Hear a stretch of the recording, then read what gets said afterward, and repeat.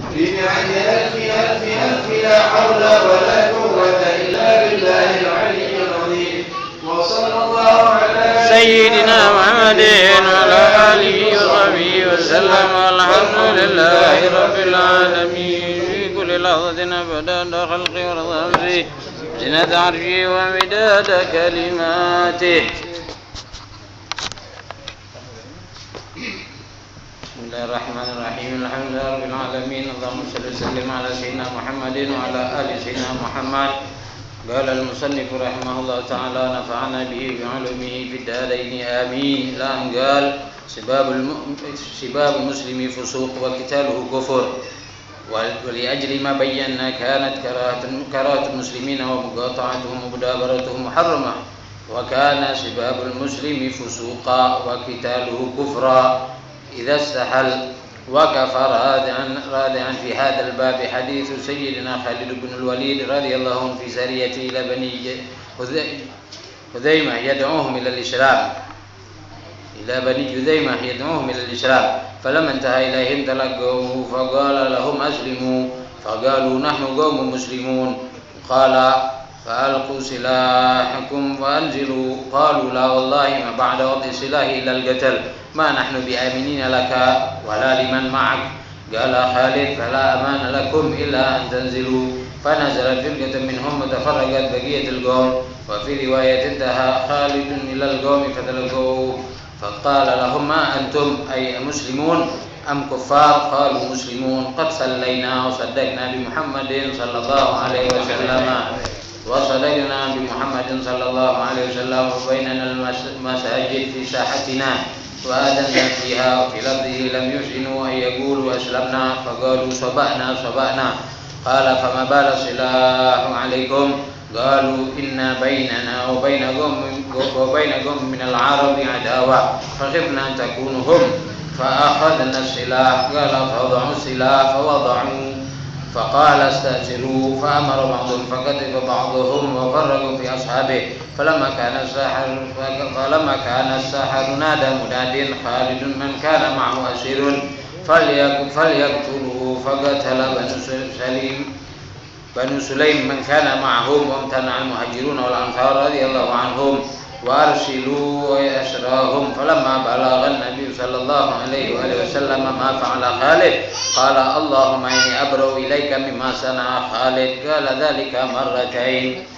وقد يقال أن سيدنا خالدا فهم أنهم قالوا ذلك على سبيل الأنفاق وعدم الانقياد إلى الإسلام، وإنما أنكر عليه صلى الله عليه وآله وسلم العجلة وعدم التثبت في أمرهم قبل أن يعلم المراد من قولهم صبعنا. وقد قال عليه الصلاة والسلام نعم عبد الله على العشيرة خالد بن الوليد سيف من سيوف الله صلى الله على الكافرين والمنافقين. وكذلك قصة سيدنا أسامة بن زيد حب رسول الله صلى الله عليه وسلم، حب رسول الله وابن حبه. فيما رواه عنه البخاري عن أبي ذبيان قال سمعت أسامة بن زيد يقول بعثنا رسول الله صلى الله عليه وسلم إلى الحرقة فصبحنا القوم فهزمناهم ولحقت أنا ورجل من الأنصار رجلا منهم. فلما وشيناه قال لا إله إلا الله فكف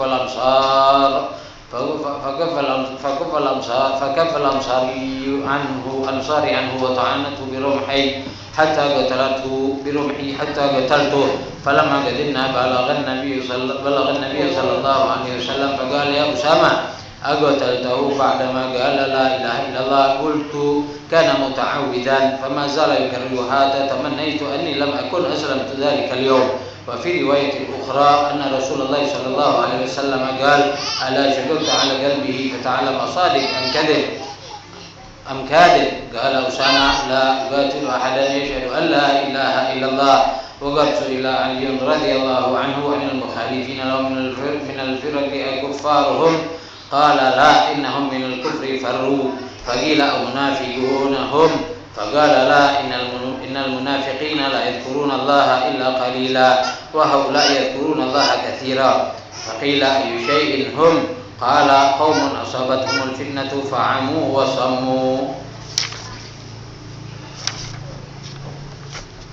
مقام الخالق ومقام المخلوق. إن الفرق بين مقام الخالق والمخلوق هو الحد الفاصل بين الكفر والإيمان، ونعتقد أن من خلط بين المقامين فقد كفر والعياذ بالله. ولكل مقام حقوقه الخاصة، ولكن هناك أمور ترد في هذا الباب، وخصوصا فيما يتعلق بالنبي صلى الله عليه وسلم وخصائصه التي تميزه عن غيره من البشر وترفع عليهم هذه الأمور قد تشتبه على بعض الناس لقصر عقولهم وضعف تفكيرهم وضيق نظرهم وسوء فهمهم، فيبادرون إلى الحكم بالكفر على أصحابهم وإخراجهم عن دائرة الإسلام ظنا منهم أن في ذلك تخليطا بين مقام الخالق والمخلوق ورفعا لمقام النبي صلى الله عليه وسلم إلى مقام الألوهية، وإننا نبرأ إلى الله سبحانه وتعالى من ذلك. وإننا بفضل الله تعالى نعرف ما يجب لله تعالى وما يجب لرسوله صلى الله عليه وسلم، ونعرف ما هو محض حق لله تعالى وما هو محض حق لرسوله صلى الله عليه وسلم من غير غلو ولا إثراء يصل إلى حد وصفه بخصائص الربوبية والألوهية في المنع والعطاء والنفع وضرب الاستقلال دون الله تعالى، والسلطة الكاملة والهيمنة الشاملة والخلق والملك والتدبير التفرد بالجمال والجلال والتقديس والتفرد بالعبادة بمختلف أنواعها وأحوالها ومراتبها. وأما الغلو الذي يعني التغالي في محبته وطاعته والتعلق به فهذا محبوب ومطلوب كما جاء في الحديث: لا تطروني كما أطرت النصارى ابن مريم. والمعنى إطراؤه والتغالي فيه والثناء عليه بما سوى ذلك هو محمود، ولو كان معناه غير ذلك لكان المراد هو النهي عن إطراء ومدح أصلا. ومعلوم أن هذا لا يقول أجهل جاهل المسلمين، فإن الله تعالى عظم النبي صلى الله عليه وسلم في القرآن بأعلى أنواع التعظيم، فيجب علينا أن نعظم من عظمه الله تعالى وأمر بتعظيمه. نعم، يجب علينا ألا نزل بشأن صفات الربوبية، ورحم الله القائل حيث قال: دع ما ادعته النصارى في نبيهم واحكم بما شئت مدحا فيه واحتكمي. فليس في تعظيمه صلى الله عليه وسلم بغير صفات الربوبية شيء من الكفر والإشراك، بل ذلك من عظم الطاعات والقربات. وهكذا كل من عظمهم الله تعالى كالأنبياء والمرسلين صلوات الله وسلامه عليهم أجمعين، وكالملائكة والصديقين والشهداء والصالحين. قال الله تعالى: ومن يعظم شعائر الله فإنها من تقوى القلوب. وقال تعالى: ومن يعظم حرمات الله فهو خير له عند ربه. ومن ذلك الكعبة المعظمة والحجر الأسود ومقام إبراهيم عليه السلام، فإنها أحجار، وأمرنا الله تعالى بتعظيمها بالطواف بالبيت ومس الركن اليماني وتقبيل الحجر الأسود وبالصلاة خلف المقام وبالوقوف للدعاء عند المستجار وباب الكعبة والملتزم.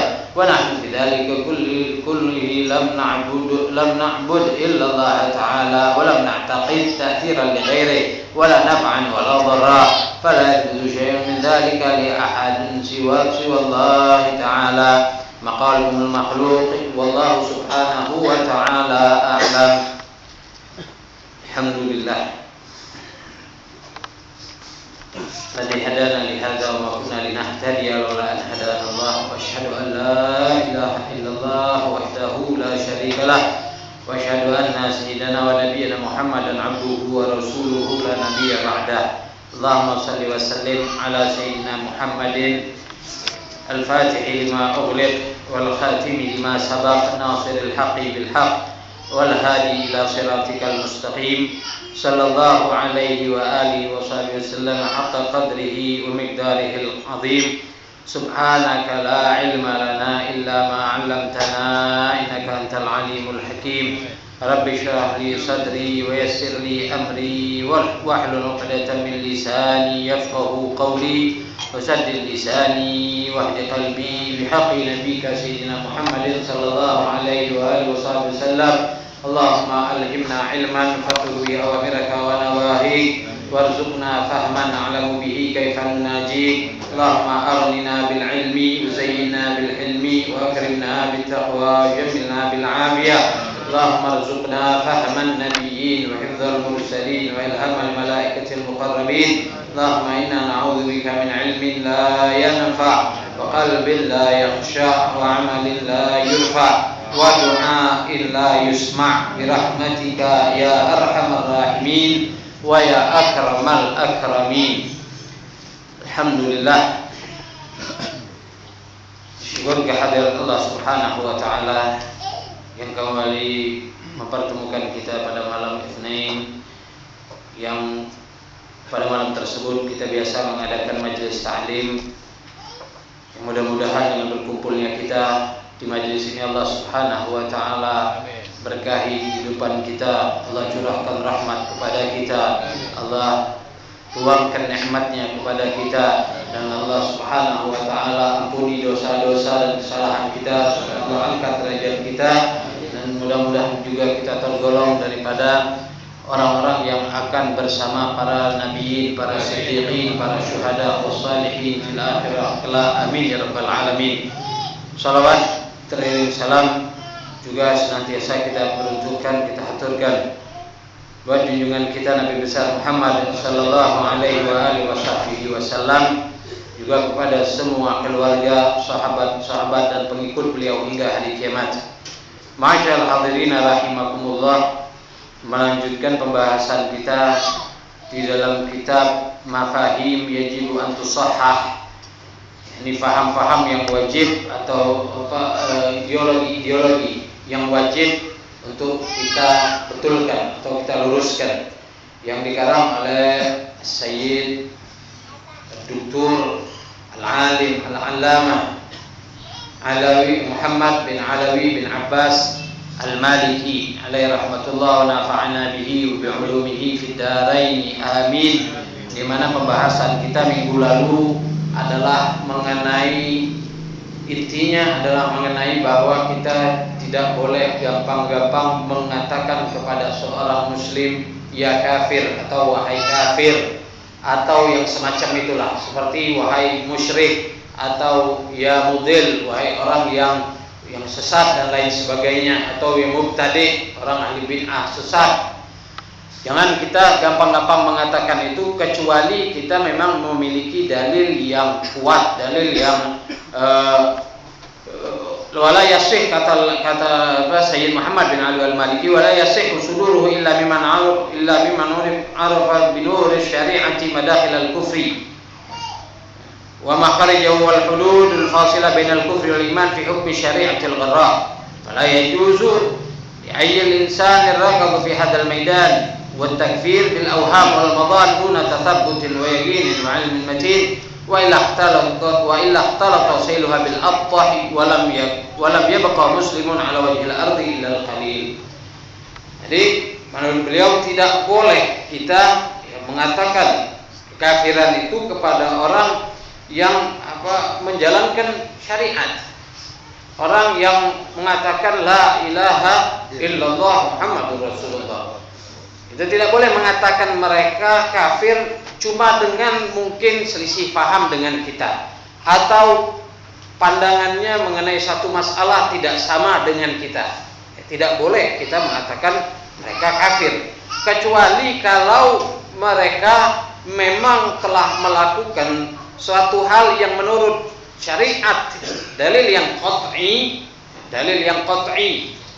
dalil yang memang mengatakan bahwa misal sholat 5 waktu, lalu ada orang yang mengatakan sholat 5 waktu hukumnya tidak wajib, tidak sholat tidak apa-apa, maka orang yang mengatakan itu ya dia akan masuk ke dalam kategori orang yang kafir. Sebab apa? Sebab kita sebagai umat Islam doruri atau wajib, mesti kita tahu bahwa yang namanya sholat 5 waktu hukumnya wajib. Kalau ada yang mengatakan tidak wajib, ini berarti dia masuk ke dalam wilayah kekafiran.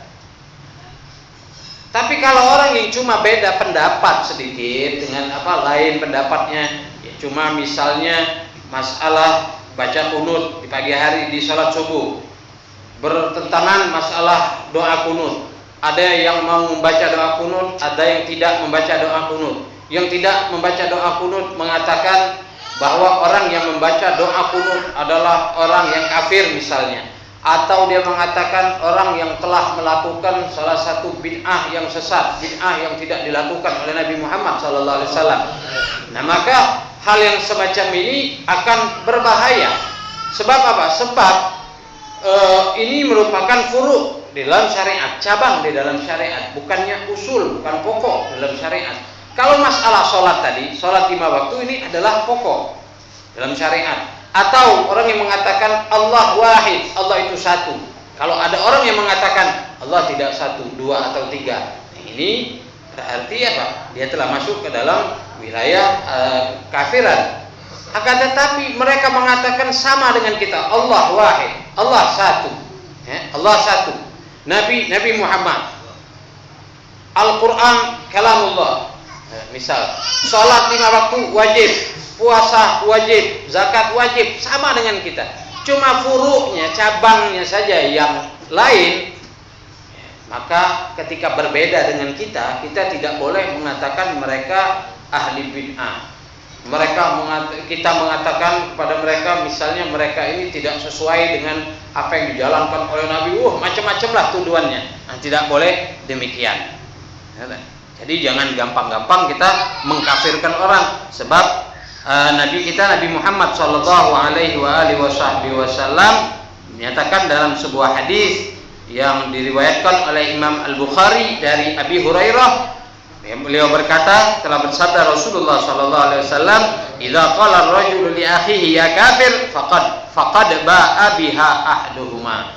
Ini kalau apabila seseorang mengatakan kepada saudaranya muslim, wahai kafir, ya kafir, berarti salah satunya yang kafir.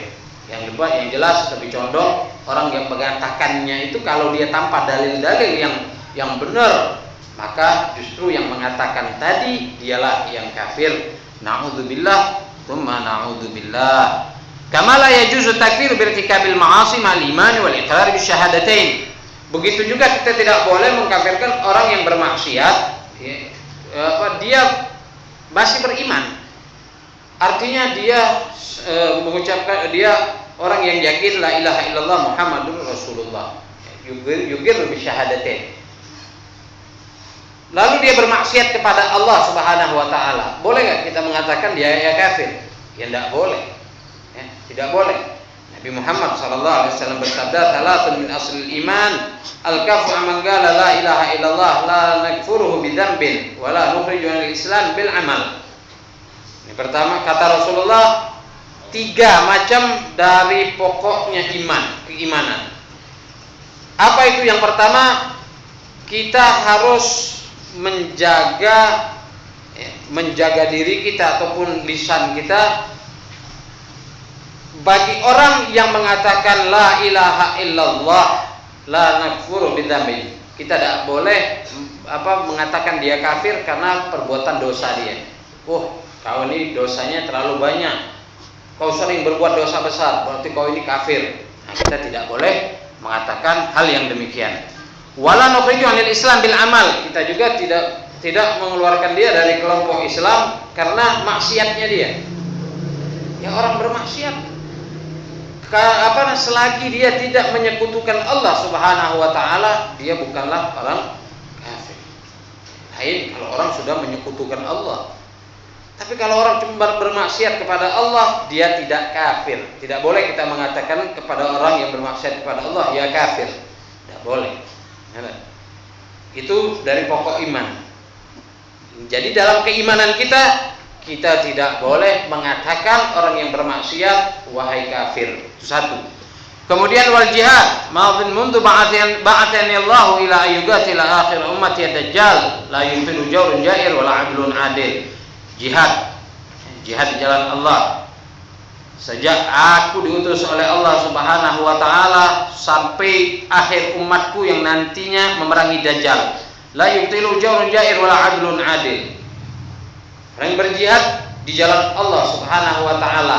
Ini asal atau pokok daripada iman. Kemudian yang ketiga, al-imanu bil aqdar, beriman kepada ketentuan Allah Subhanahu wa taala. Ini 3 pokok daripada asalnya iman, pokok daripada keimanan. Alhasil syahidnya apa?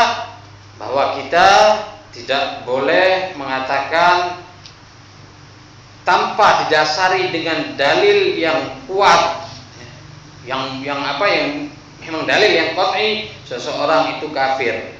Atau juga tidak boleh mengatakan kepada orang yang bermaksiat kepada Allah Subhanahu wa taala sedangkan dia masih ada iman. Orang yang mukmin mungkin dia bermaksiat, ya kan? Sahabat nanya kepada Rasulullah, "Ya Rasulullah, halil mu'min yazni?" Apa orang mukmin itu berzina? Qala na'am. Iya, kata Rasulullah. Pada saat imannya lobet, nah ini bahasa sekarang kan lobet, bahasanya HP, bahasanya galtab dan lain sebagainya kan lobet istilahnya. Imannya lagi lobet, lagi down, lagi turun, mungkin dia bermaksiat kepada Allah Subhanahu wa taala. Makanya Rasulullah mengatakan qala na'am. Kemudian ditanya lagi, halil mu'min yasriq? Apakah seorang beriman itu mencuri? Qala na'am. Ketika imannya lagi lobet, lagi down tadi, dia ngelihat ada HP ketinggalan di masjid, mau dimanapun ya, bismillah. Orang ada kesempatan, niat mencuri tidak ada, nggak ada niat mencuri, tapi ada kesempatan, pakai bismillah. Mungkin orang mukmin, tapi satu ciri orang mukmin kata Nabi Muhammad, al mukminu la yakdzib. Cirinya orang mukmin tidak berdusta. Artinya kalau dia maksiatnya ya zina misalnya atau mencuri masih ada imannya. Dia orang mukmin. Tapi ciri orang mukmin la yakdzib. Cirinya orang mukmin tidak berdusta. Karena berdusta itu adalah simbolnya apa? Orang munafik. Kalau orang munafik ya berdusta. Rasulullah bersabda apa? Ayatul munafik salat. Wa fi riwayat arba. Tanda orang munafik ada 3, dalam riwayat 4. Yang pertama, idza hadatsa kadzab. Apabila dia berbicara dia dusta. Wa idza wa'ada akhlaf. Kalau dia berjanji dia mengingkari. Berjanji mengingkari. Wa idza tumina khana. Apabila dia diberi amanat, dipercaya, dia khianat. Yang keempat, wa idza khasama fajara. Wa idza khasama fajara. Kalau dia bermusuhan berlebih-lebihan. Ada bermusuhan berlebih-lebihan. Itu tanda orang munafik. Lagi benci sama musuh sama sumpah gitu, semua hidup aku nandaknya aku nego gini. Nah, tidak boleh ada. Rasulullah tidak senang orang yang bermusuhan berlebih-lebihan. Sampai tidak mau saling tegur sapa. Marah wajar. Mungkin berselisih paham sehingga menyebabkan tidak saling tegur, terkadang terjadi, tapi ada batasannya dalam Islam. La yahillu li muslim ay yahjura akhahu fawqa thalath. Tidak dihalalkan bagi seorang muslim untuk memboikot saudaranya yang muslim juga lebih dari 3 hari. Jadi batasnya 3 hari. Mungkin marah, mungkin sengkel. 3 hari sudah kita yang minta maaf. Walaupun wong tadi yang salah, toh. Mana kita yang minta maaf. Ana minta maaf. Ana nian yang salah. Selama 2-3 hari ini ana sengkel sama ente. Ana gerem sama ente. Nah, kita yang minta maaf. Nah, itu baru namanya hebat, tapi jarang macam itu lah. Kebanyakan kita gengsi. Dia yang salah, dia minta maaf sama ana. Plus ana juga lebih tua dari dia. Kurang ajarnya mana nih? Dia tidak mau datang ke ana lebih tua. Nah, kadang kan kayak itu. Nanda tua tuh jadi minta maaf atau tua yang ngalah. Nanda. Ada wakil banyak terjadi di sekitar kita. Nasallallahu alaihi wasallam. Ya. Nah itu tandanya orang munafik. Kalau orang yang beriman, mungkin mereka bermaksiat pada Allah Subhanahu wa taala seperti tadi mencuri atau zina atau syaribul khamr, ya mungkin terjadi. Jadi jangan heran, mungkin terjadi. Karena apa? Menurut akidahnya kita, al-imanu yazidu wa yanqusu.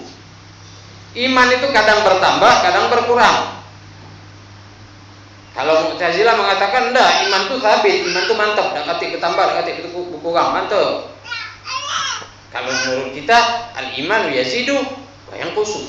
Iman itu kadang bertambah, kadang berkurang, tergantung kitanya. Ketika kita duduk dengan orang-orang yang soleh, iman kita nambah. Nah, coba kita lihat kalau kita hadir majelis, kita sholat berjamaah, nambah iman kita. Tapi ketika kita duduk lagi dengan orang yang syar, orang yang berbuat maksiat, kita akan berkurang juga keimanan kita sehingga kita akan ikut bermaksiat nantinya kepada Allah Subhanahu wa taala. Nah, pada saat itu iman kita yang anak katakan tadi lobet. Lobet imannya. Alhamdulillah. Kemudian pembahasan selanjutnya babul muslimi fusuqun wa qitaluhu kufrun. Mengejek orang muslim fasik, membunuhnya kufur. Sibabul muslimi fusuqun wa qitaluhu kufrun. Membunuh orang muslim kafir, mengejek orang muslim fasik. Nah, ini mengejek orang muslim saja kita dilarang. Mengejek biasa kita dilarang. Atau kalau bahasa Al-Quran kalau bahasa sehari-hari kadang-kadang disebut orang menghazak. Hazak itu artinya menghardik orang, ya. Atau penesan istilahnya. Ya, ini hukumnya haram, tidak boleh.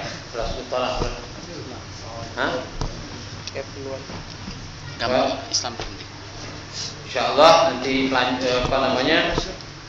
selanjutnya akan kita bahas di pertemuan kita yang akan datang mengenai sibabul muslimi fusuqun wa qitaluhu kufrun.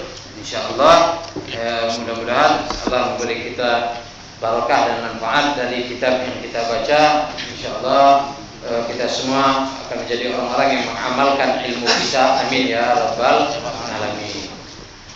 Alhamdulillah, di hadapan kita ada seorang yang insyaallah pada malam hari ini tanpa paksaan, tanpa ada apa-apa, insyaallah akan bersyahadat, ya, mengucapkan 2 kalimat syahadat,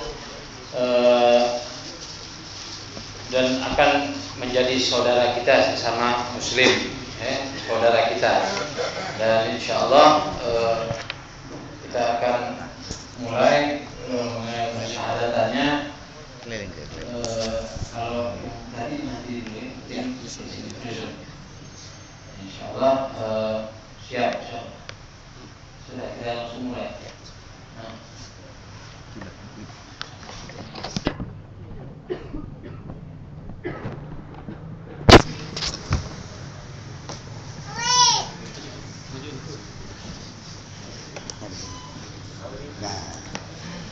Bismillahirrahmanirrahim.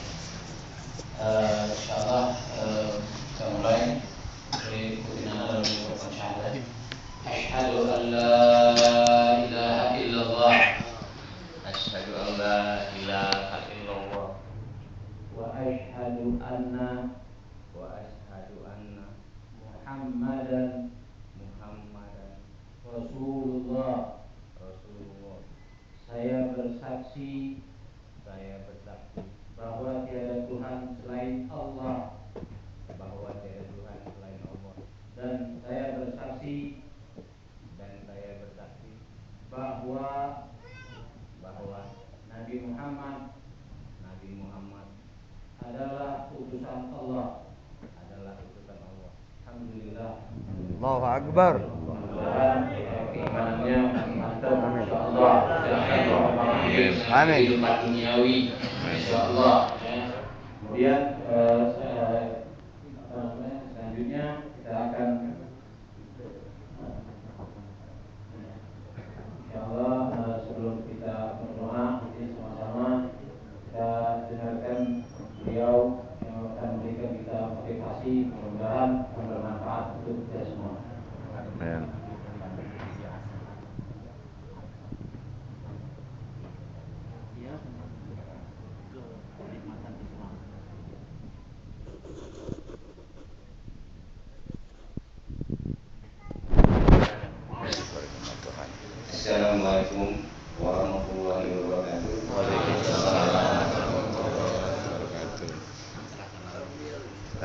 Baik.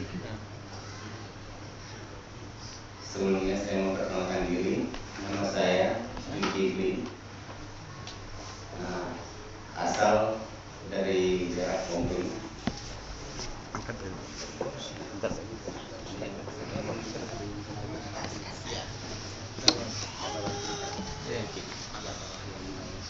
Ada tamu. Saya minta syahadat pada malam hari ini disaksikan dengan jemaah semua. Alhamdulillah saya bersyukur saya bisa Islam kembali, karena selama 10 tahun saya sudah tersesat. Saya sudah ikut ajaran luar Islam, dan baru tadi malam saya cerita sama kakak teman bahwa saya ingin sekali kembali lagi ke jalan Allah, minta tolong, minta doanya, minta hidayah dari Allah, dan minta doa dari jemaah semua. Jadi tidak banyak yang saya bicarakan ataupun sampaikan pada malam hari ini. Saya ingin doa dari para jemaah semua, tolong tuntun saya, bantu saya, semoga saya tetap di jalan Allah. Amin. Amin. Itu saja harapan saya, karena saya sangat buta tentang ajaran Islam, karena mungkin walaupun saya tadinya Islam, tapi karena saya sudah melenceng kemarin, karena mungkin karena iman saya terlalu dangkal, makanya saya gampang saya tergoda.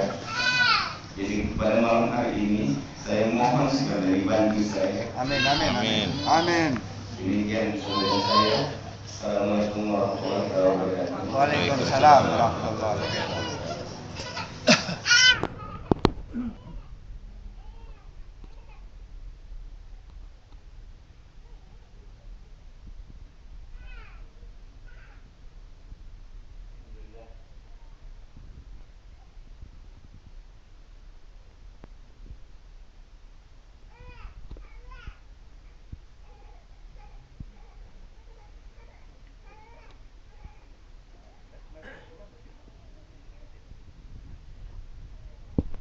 Alhamdulillah, saya kedatangan tamu dari Said Abdurrahman yang ada di samping kiri saya. Ini keponakannya Habib Umar bin Habib. Beliau sama dengan saya dulu untuk halaqah ketika belajar di Tarim, dan yang diikuti alhamdulillah Habib Ali bin Zaid bin Junaid. Jadi kita dengarkan. Ya, Habib Ali adalah ipar dari Habib Abu Bakar yang ada di sebelah saya. Kita dengarkan tausiyatul Muhammadul Hasanah dari Habib Abu Bakar.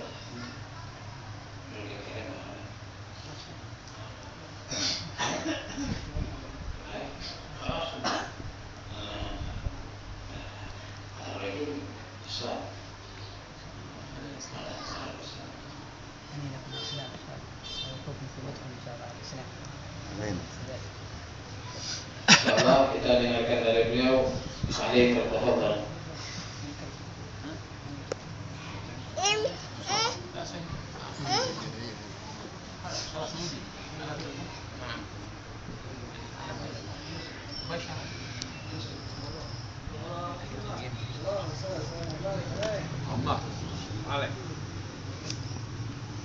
Alhamdulillahi Rabbil Alamin, وبه نستعين على أمور الدنيا والدين. صلى الله وسلم على أشرف الأنبياء وإمام المرسلين وقائد الغر المحجلين إلى جنات النعيم، حبيبنا وشفيعنا ورسولنا وقرة أعيننا محمد صلى الله عليه وآله وسلم، سيد الأولين والآخرين، وعلى آله وصحبه ومن تبعهم بإحسان إلى يوم الدين، وعلينا معهم وفيهم برحمتك يا أرحم الراحمين.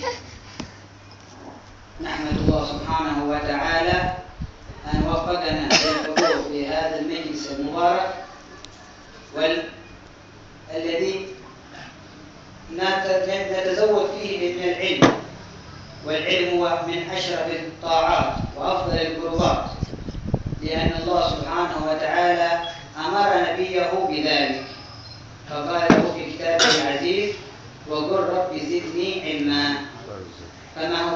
فلأنه من أفضل الطاعات أمر الله سبحانه وتعالى نبيه أحب الخلق إليه بالازديادة في العلم، لأن معلوم لدينا أن أعلم الخلق هو النبي محمد صلى الله عليه وسلم، ما أحد أعلم من النبي، ومع ذلك الله سبحانه وتعالى يأمره بالازديادة في العلم وقل رب زدني علما.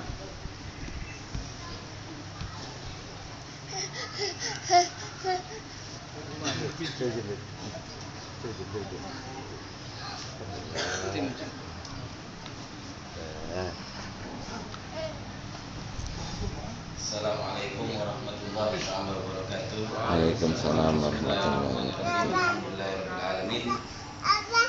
Wa bihi nasta'inu ala umuri dunya waddin. Tadi sudah kita mendengar dari Al-Habib Abu Bakar bin Ali Al-Mashhur bin Syekh Abu Bakar bin Salim, yang mana beliau mengatakan di antara inti daripada perkataan beliau bahwasanya Allah Subhanahu wa taala memerintahkan kepada Nabi Muhammad sallallahu alaihi wasallam untuk menambah ilmu.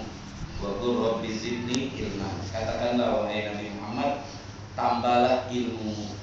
Padahal kalau kita lihat Nabi Muhammad itu adalah manusia yang paling tinggi ilmunya, yang paling banyak ilmunya. Walaupun beliau ilmunya banyak, tapi juga beliau tetap diperintahkan oleh Allah untuk selalu meningkatkan ilmu pengetahuannya. وقال الله سبحانه وتعالى في كتابه العزيز يرفع الله الذين آمنوا منكم والذين أوتوا العلم درجات. درجات في الجنة للذين أوتوا العلم والذين آمنوا، ولم يحدد الدرجات كرما منه وتحفيزا منه الله سبحانه وتعالى، قال درجات ولم يجعلها لم يقل درجة ولا درجتين ولا ثلاث، قال درجات، وكل كريم على حسب كرمه يكرم. فنسأل الله سبحانه وتعالى أن يجعلنا من أهل العلم، العلم النافع، ليس كل علم ينفع الإنسان، في علم نافع وفي علم ضار والعياذ بالله. العلم النافع الذي يورث الخشية من الله. قال الله سبحانه وتعالى إنما يخشى الله من عباده العلماء.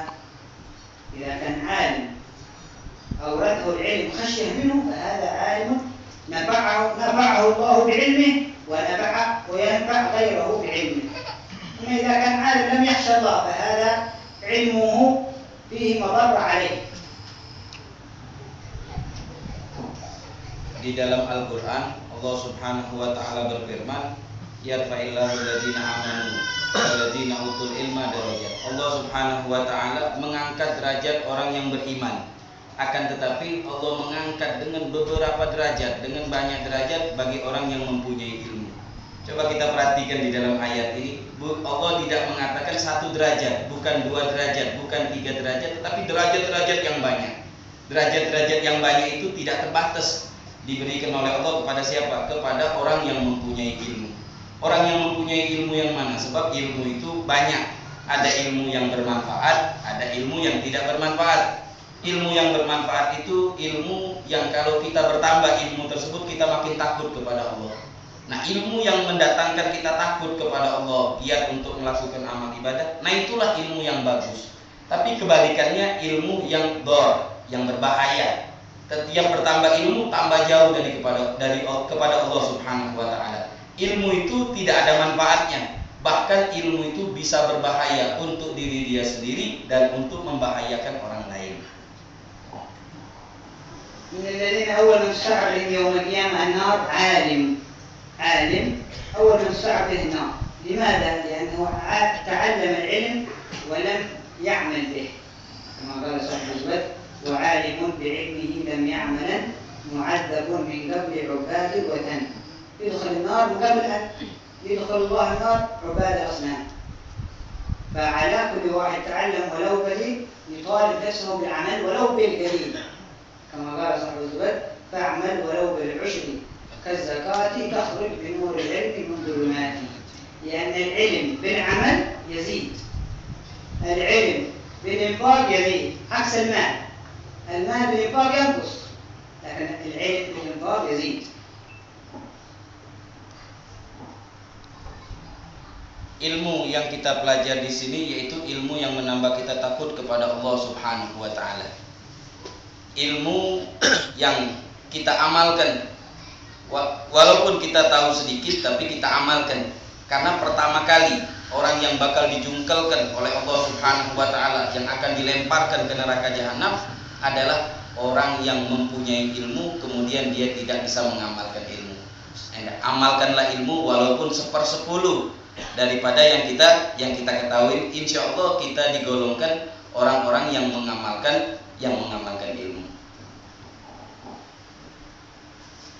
Nabi Muhammad sallallahu alaihi wasallam في الحديث الشريف قال: اغدو عالما أو متعلما أو محبا ولا تكن الرابعة فتهلك.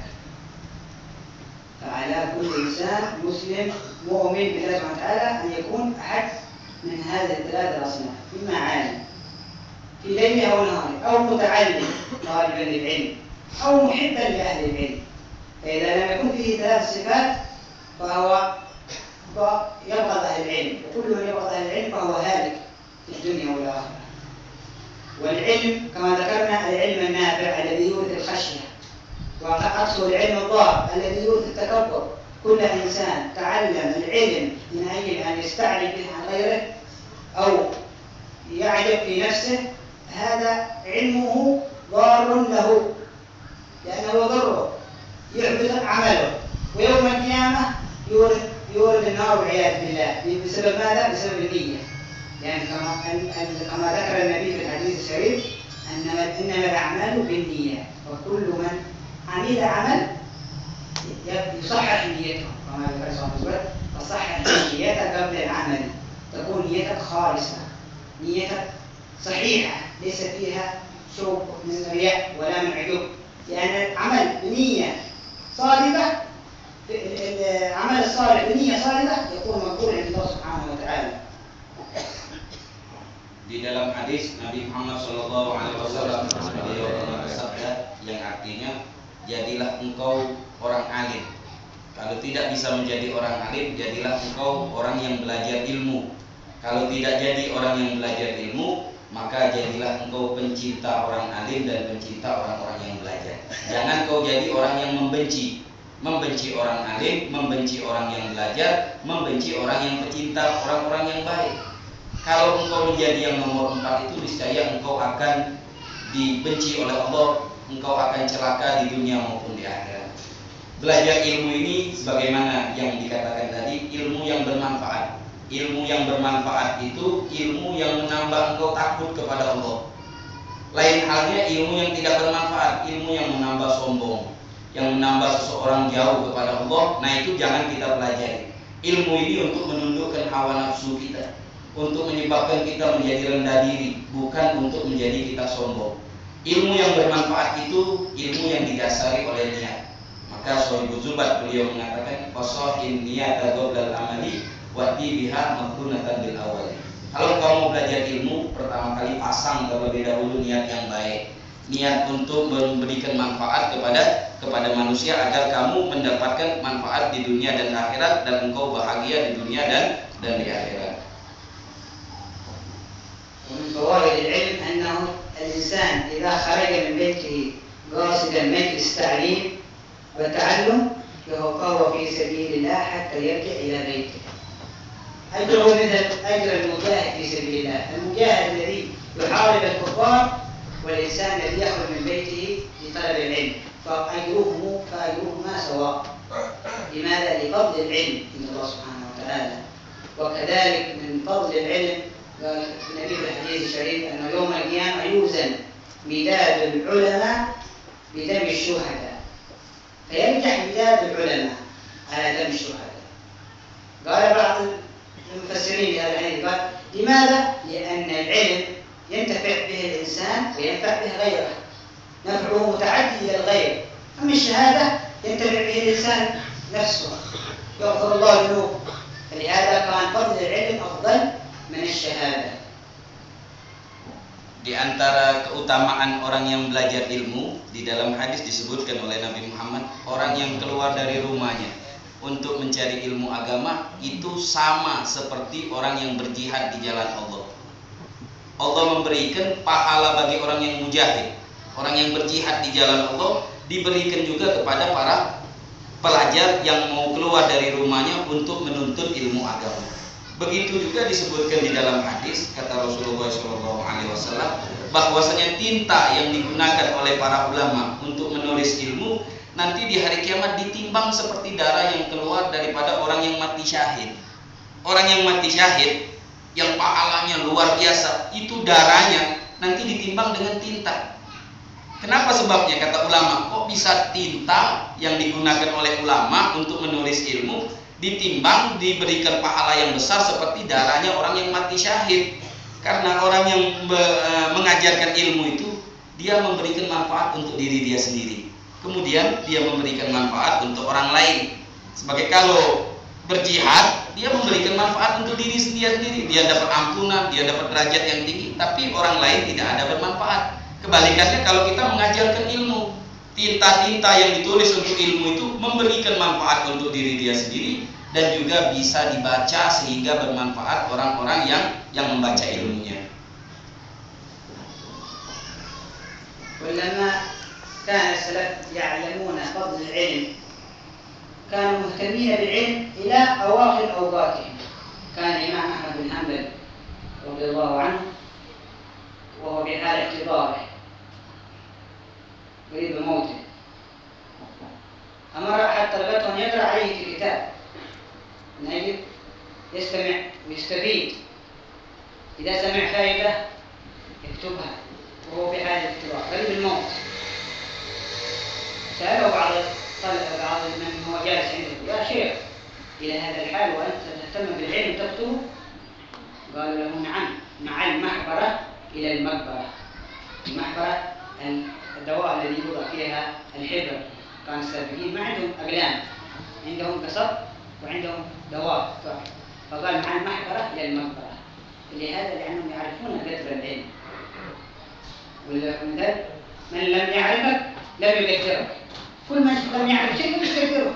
إذا شخص ما يعرف الحجر الثمين إذا رآه في الأرض يتركه قد يرميه، أما الشخص الذي يعرفه يحمله ويعظمه ويطرحه في مكان مناسب له. هذا مثل العلم. كم من الناس عندهم مجالس علم كثيرة لكن ما يعرفون قدر العلم، لهذا يستهينون بها. فمن عرف قدر الشيء عرف عظمته ومحبته، محبة الله سبحانه وتعالى له سبحانه وتعالى. Para ulama salaf mereka itu sangat mengagungkan ilmu sampai-sampai seluruh umurnya dihabiskan untuk ilmu, untuk menuntut ilmu. Di antaranya Imam Ahmad bin Hanbal. Bagaimana Imam Ahmad bin Hanbal ini, beliau belajar ilmu itu dari semenjak beliau kanak-kanak kecil sampai beliau menjelang ajal. Waktu dia muhtadar, bentar lagi malaikat yang akan mencabut nyawanya masih memerintahkan murid-muridnya untuk belajar ilmu, membaca, dia mendengar. Kemudian dia menulis ilmu tadi. Kalau dia tidak tahu, dia tulis daripada ilmu. Akhir murid-muridnya bertanya, "Wahai Imam Ahmad, kamu sudah dekat mati, sudah hampir malaikat mencabut nyawa, sudah sakit yang sudah parah, kenapa kamu masih belajar?" Beliau mengatakan, "Ma'al mihbarah ilal maqbarah." Aku bawa tinta ini sampai ke depan kuburan, baru aku tinggalkan tinta. Jangan kita mau belajar sehari, 2 hari, 3 hari. Jadi belajar itu sampai kapan? Sampai lubang kuburan kita digali, stop, kita megang tinta. Jadi orang-orang dulu itu kalau belajar tidak bawa pena, bawa kayu, kemudian bawa tinta. Ya maklumlah di zaman itu. Ini semuanya beliau agungkan ilmu karena beliau tahu kadar keagungan ilmu. Kita kalau tahu batu mutiara dengan batu biasa, kalau kita tidak tahu batu mutiara kita lemparkan, batu biasa juga kita lemparkan. Tapi kalau kita tahu batu mutiara itu harganya mahal, gimana? Kalau kita dapat di jalan kita ambil, kita bawa pulang, kita simpan. Begitu juga seseorang itu menghormati ilmu, menghabiskan waktunya untuk ilmu. Kenapa sebabnya? Karena dia tahu berapa penting dan berapa nilai dan mahal atau berapa tinggi derajat orang yang mempelajari ilmu, sehingga beliau giat dan sampai sebegitu yang beliau lakukan. Oleh karena itu kita hadir majelis taklim banyak. Tapi apakah kita tahu kadar ilmu yang disampaikan di situ? Apakah kita ambil dan kita simpan dan kita amalkan untuk kita amalkan sehari-hari? ذكر النبي صلى الله عليه وسلم في الحديث الآخر أنه من مات وهو يطلب العلم قيض الله له ملكا يعلمه البر حتى يبعث يوم القيامة مع العلماء. لماذا؟ لأنه مات وهو في طلب العلم. فلهذا لكل إنسان يحاول أن يكون له حضور مجلس علم باستمرار ولو يوم في الأسبوع، يومين في الأسبوع، من أجل إذا مات وهو كذلك قيض له ملك حتى يبعث يوم القيامة وهو من العلماء العاملين. ففضل العلم عند الله سبحانه وتعالى فضله عظيم. لهذا لو كان لم يكن عظيم لما أمر الله سبحانه وتعالى به نبيه. وكل عظيم لا يأمر إلا بالعظيم. الله سبحانه وتعالى أعظم العظماء ولم يأمر بشيء إلا وهو عظيم عنده. كما ذكرنا في الآية السابقة قوله النبي صلى الله عليه وسلم وقل ربي زدني علما. Disebutkan di dalam keutamaan mencari ilmu itu, kalau ada orang dia belajar ilmu, kemudian belum khatam belajar ilmu, belum menjadi orang alim, tahu-tahu mati terlebih dahuluan. Nanti di dalam kubur Allah mengirimkan malaikat untuk mengajarkan ilmu pengetahuan kepada orang tersebut. Ini yang orang yang meninggal, sedangkan dia lagi menuntut ilmu, dikirimi oleh Allah malaikat untuk mengajari dia di mana? Di dalam kubur. Supaya nanti kalau di hari kiamat dibangkitkan, dia itu tergolong orang-orang alim. Itu betapa besarnya fadilahnya orang yang menuntut ilmu sampai sebegitu. Nanti di hari kiamat kalau kita belum khatam kitab, di kuburan diajari oleh malaikat. Hingga di hari kiamat kita dikumpulkan oleh Allah tergolong orang-orang alim. Begitu juga ilmu ini mulia, diberikan oleh Allah kepada orang-orang yang mulia. Sampai saking mulianya diperintahkan Nabi Muhammad, Nabi mulia, diperintahkan untuk mencari ilmu. Bagaimana ayat yang sudah kita bacakan tadi, wa qul rabbi zidni ilma. Katakanlah wahai Nabi Muhammad, tambah ilmu. Allah merintahkan kepada Nabi Muhammad untuk mengambil sesuatu yang mulia. Kenapa? Karena Nabi Muhammad adalah orang yang sangat mulia di mata Allah Subhanahu wa taala. نسأل الله سبحانه وتعالى أن يزودنا بالعلم النافع والعمل الصالح المقبول له سبحانه وتعالى. ونحمد الله سبحانه وتعالى أن أزادنا في هذه الليلة المباركة أخا لنا في الإسلام. كل وقت ذكر النبي صلى الله عليه وسلم في الحديث من زاد أخا له في الله زاده الله له درجة في الجنة. فزاد لنا في هذه الليلة أخا لنا في الإسلام. فعلى كل واحد مننا أن يهنئه بالإسلام ويدعو له بالثبات. يثبت الله الذين آمنوا منكم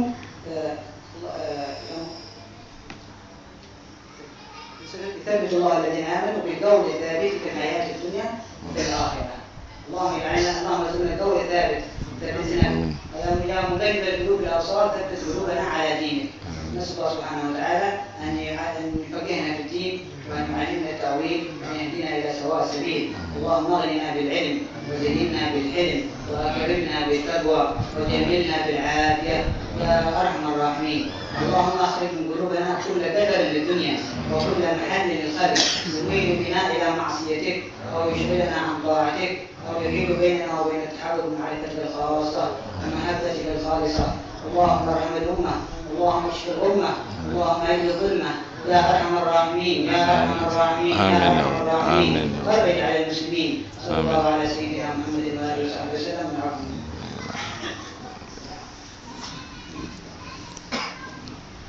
Kemudian beliau tadi panjang lebar berdoa dan beliau mengatakan kita pada malam ini bertambah kawan kita, saudara kita. Sebab siapa orang yang bertambah saudaranya, insya Allah di hari kiamat ditambah oleh Allah derajatnya. Oleh karena itu harus kita bantu, harus kita tolong, harus kita ajari agar imannya makin mantap, makin bertambah, makin menjadi orang yang baik. Mudah-mudahan hati kita dimantapkan oleh Allah dengan oleh tabib. Amin. Mudah-mudahan kita dimantapkan hati kita oleh Allah Subhanahu wa taala. Amin. Inilah mungkin sedikit yang bisa kami terjemahkan dari guru kami Al-Habib Abu Bakar bin Ali Al-Mashhur bin Syekh Abu Bakar bin Salim bin Hafid. Wassalamualaikum warahmatullahi wabarakatuh. Alhamdulillah.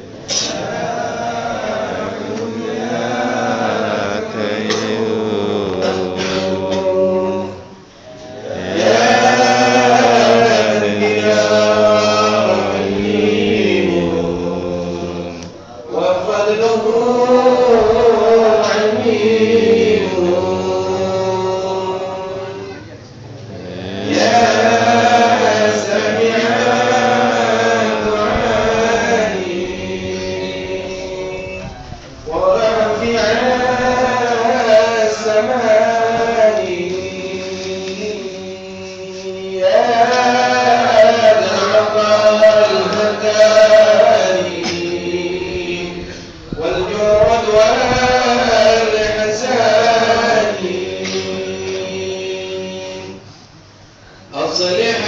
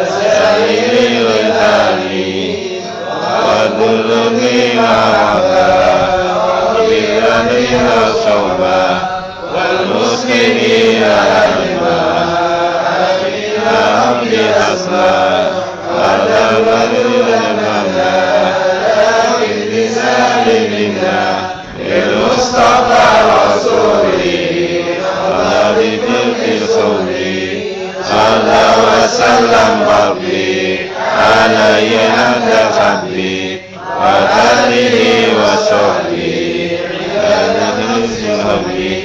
الحمد لله الذي هداني ربنا انفعنا بما علمتنا رب علمنا الذي ينفعنا رب فقنا وفقنا ربنا بارك لنا في ديننا وعلى الذكر طاعتك رب ربنا وفقهم بما ترضي قولا وفعلا كرما واغفر كل حلالا دائما وعلنا فيها علماء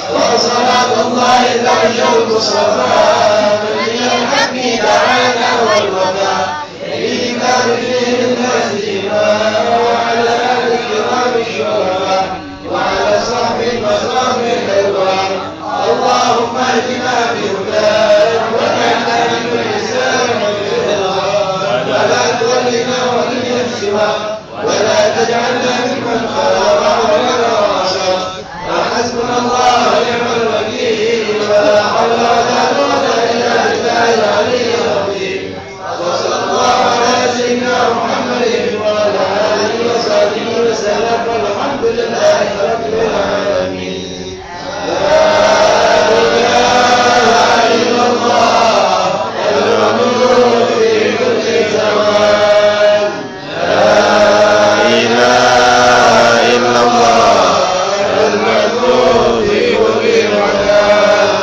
لا إله إلا الله المنور في كل لسان. لا إله إلا الله المنور في اللسان. لا إله إلا الله الذي هو الميزان. لا إله إلا الله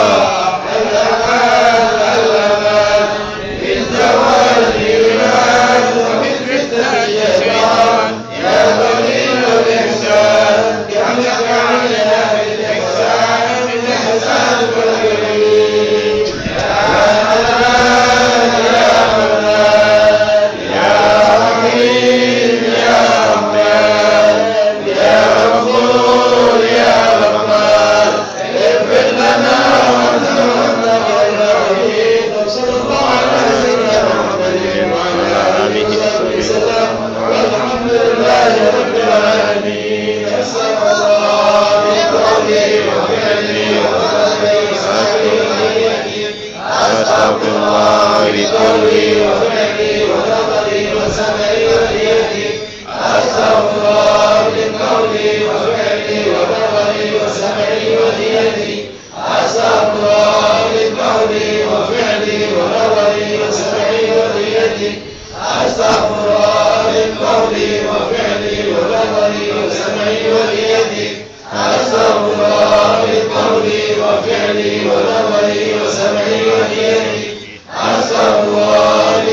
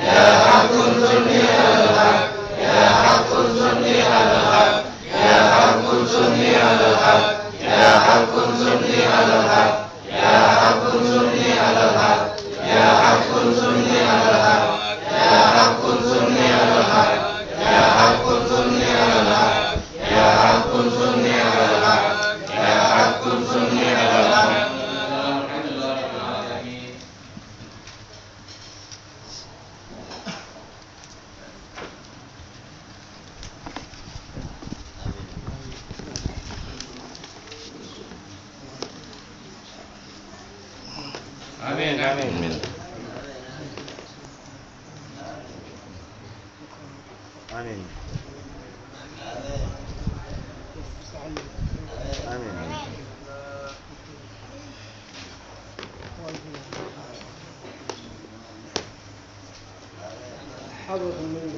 Allah Taala.